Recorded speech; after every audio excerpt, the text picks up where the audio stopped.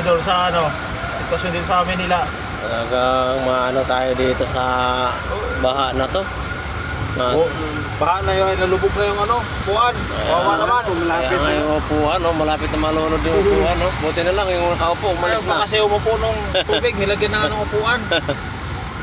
Yung hirap natin dito, mga kababayan natin dito. Sana matigil na yung pag-uulan dahil malaking abala na po sa lahat ng mga residente dito sa area na to. Pati po yung mga dumadaan dito ay nahihirapan po talaga dahil lalo na sa mga mabababang mga sasakyan. Ayan, medyo Okay na yun, nalusong naman na ni Yorme. matagal-tagal na to. Pag isang linggo lang tuloy-tuloy na pag-ulan, kaya ganito na po yung sitwasyon dito mga idol. Umulusong. Lalim na mga idol.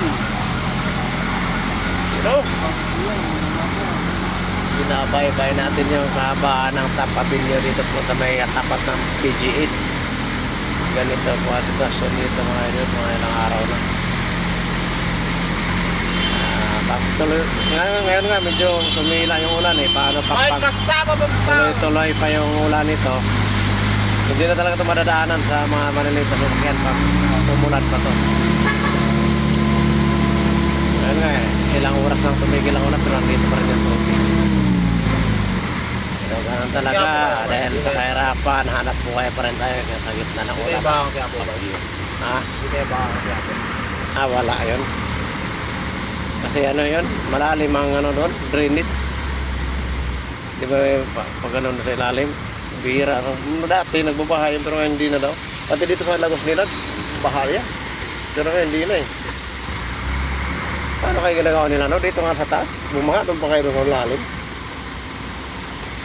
Ano?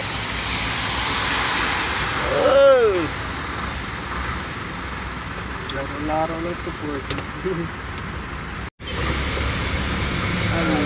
Sundak Allah. Mataw pa rin yung mga motor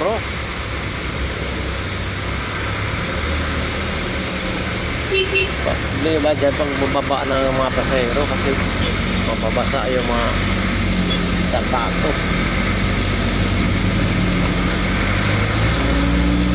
Mahaba kasi yung bahay. Doon wala na doon ano.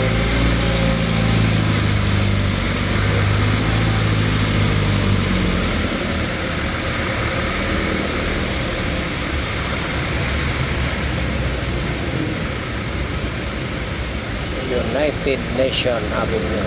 Dito mababaw na sa taas. Hanggang dito lang yung baha sa United.